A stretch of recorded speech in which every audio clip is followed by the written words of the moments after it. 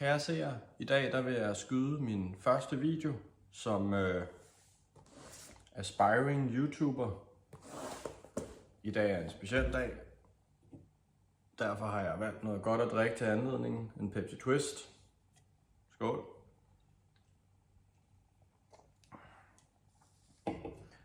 Jeg har bestilt en pakke en gang sidste år for, jeg tror det var i maj eller juni måned. Og den er så endelig kommet langt om længe. Den har været meget længe undervejs. Det er en Pokémon-figur, som er custom made. Der er ikke lavet ret mange af dem. Det er en privatperson, som selv 3D-printer figuren og maler dem. Og så støber han dem i resin, som er sådan en form for plastik. Specielt plastik. Med en masse detaljer indvendigt. Og så laver han så sådan en firkant, som er det man kalder en diorama. Og det er lidt ligesom en globus, den er bare firkantet. Så der er et motiv eller et landskab eller noget indeni. Det skal handle om, det er faktisk, hvis vi går helt tilbage til de gode gamle dage, til Pokémon Gold og Silver, som er de Pokémon-spil, der startede med at introducere shiny Pokémoner. Shiny Pokémoner, det er Pokémoner, der har en anden farve end deres sædvanlige farve. Og som en del af de spil, der møder man en shiny Pokémon lige meget hvad som en del af historien, når det er, man spiller spillet. Den shiny Pokémon, man møder, den har jeg så et kort af her. Det er Gyarados. Den er så rød i stedet for at være blå. Nu vil jeg prøve at tænde for mit selfie-lys her. Der. Jeg ved ikke, om man kan fornemme den her.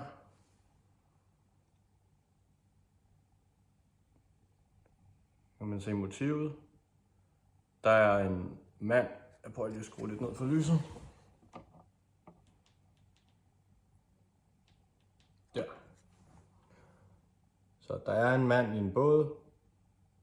Og så er der selve Gyarados, eller Pokémon, som ligesom er i vandet og har helt røde øjne, fordi at den,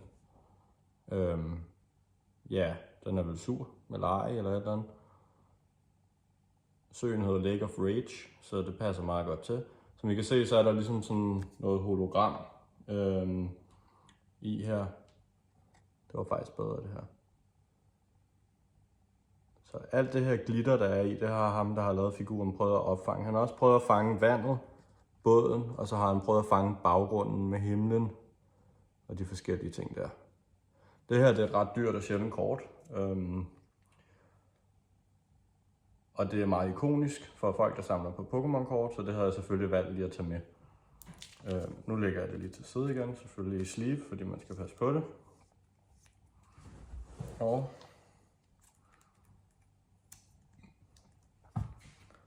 slukker lyset. Det er lidt irriterende at se på. Sådan der. Godt. Så er vi faktisk tilbage igen. Klar til at... Hold da op.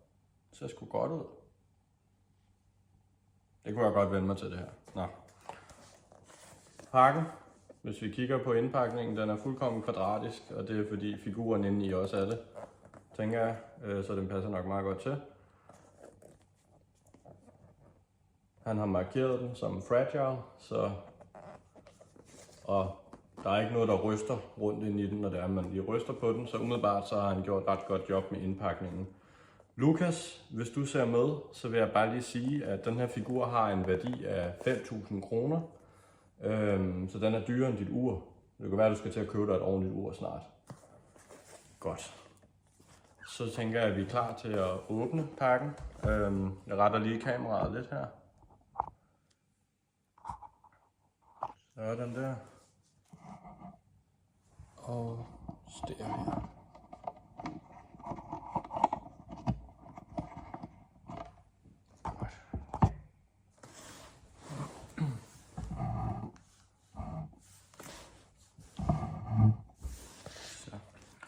Der er ikke nogen sådan umiddelbart synlige skader på den. Der er lige lidt i hjørnet her.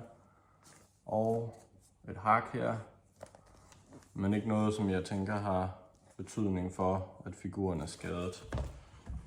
Er det bedre med lys på? Ja, det tror jeg sgu det er.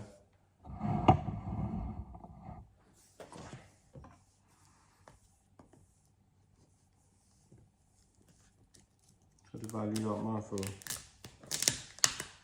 løsnet tapen, uden at man beskadiger noget. Jeg tror måske bare, at vi kan gøre sådan her.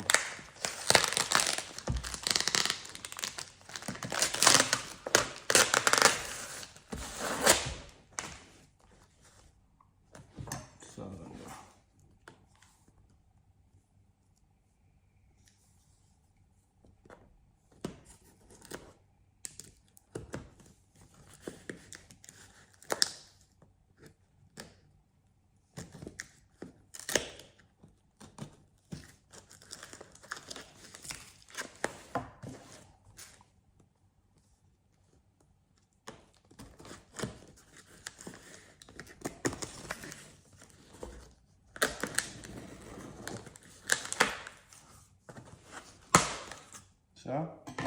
Så langt så godt, uden at skære ned i pap, for man er jo lidt forsigtig, når man har prøvet det et par gange før.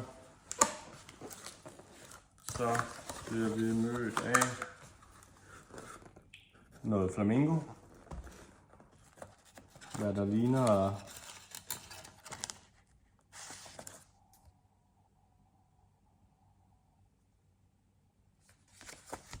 en kvittering fra Etsy.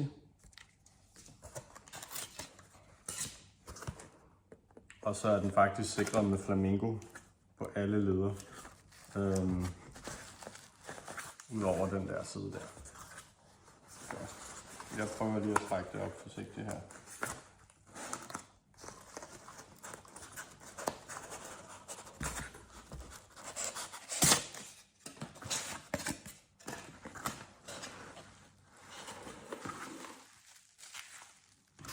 Så er vi da nået så langt her. Den sidder selvfølgelig stadig med noget tape. Og det skulle lige om at være forsigtig her, så man ikke får snittet sine 5.000 kroner.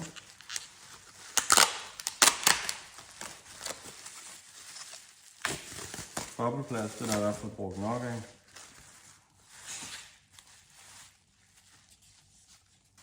Så langt så godt. Han har virkelig gjort noget ud af indpakningen, må jeg sige. Det her, det tror jeg er bunden af den, hvis jeg skal være helt ærlig.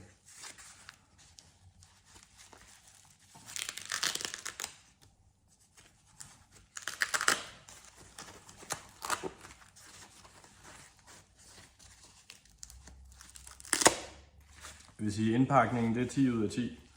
Det skal han da have i hvert fald.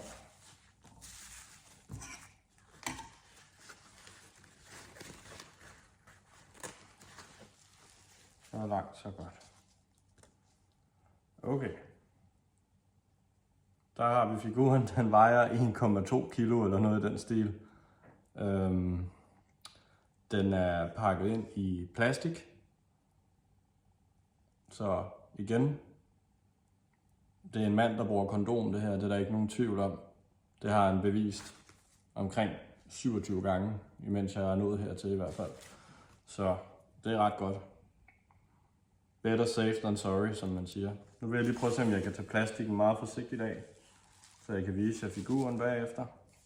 Slukker lige det der lys et øjeblik, fordi det er lige til at blive sindssygt af.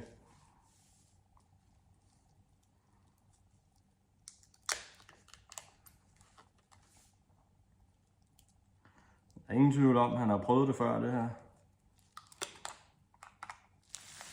Om han dækker sin kone lige så godt til, når hun er i byen, det ved jeg ikke. For jeg ved i hvert fald så meget om ham, at det her det er noget, han laver ved siden af sit arbejde. Jeg ved ikke, hvad han arbejder med. Men han brander lidt sig selv som just a dad with a resin printer.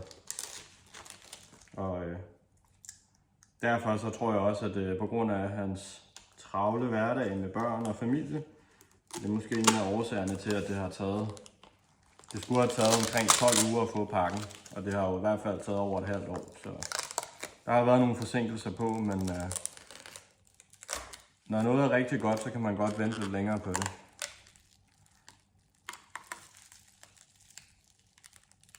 Sådan der. Jeg starter lige med selv lige at kigge på den en gang. Hold da op. Den er meget mere imponerende i virkeligheden, end man lige skulle tro. Og den er tung. Og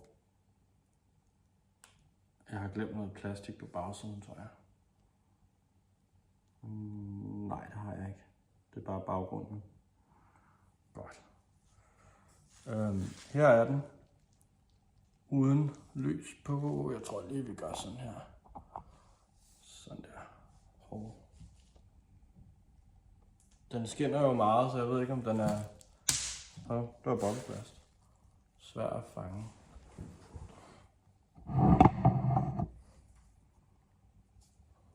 Ja.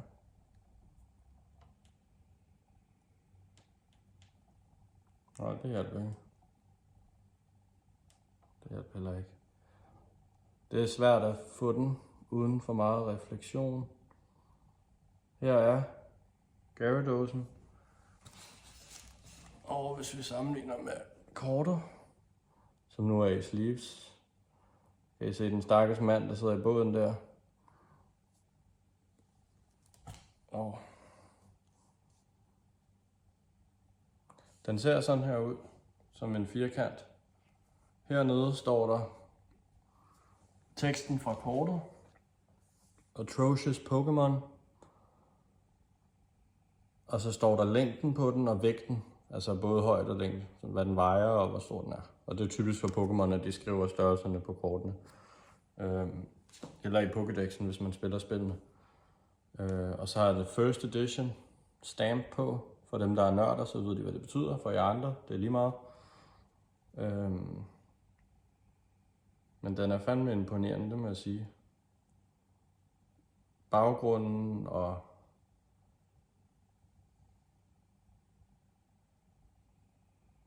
holoen.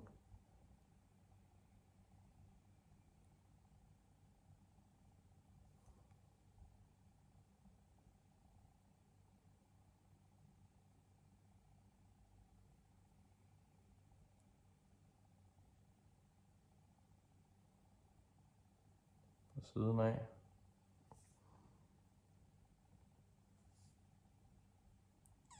Slukker lige lyset en gang.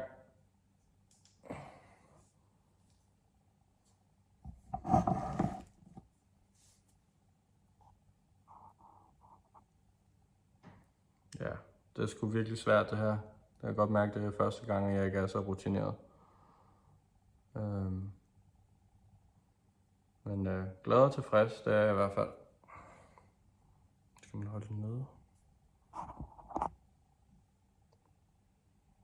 Ja. Ingen idé om, hvordan man egentlig gør det her. Jeg sætter den lige ned igen.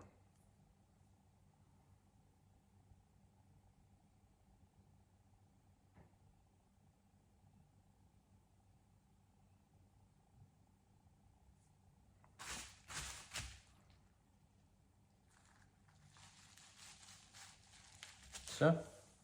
Nå. Jeg tror, jeg vil sige tak for denne omgang. Det var sjovt at lige dele det med jer.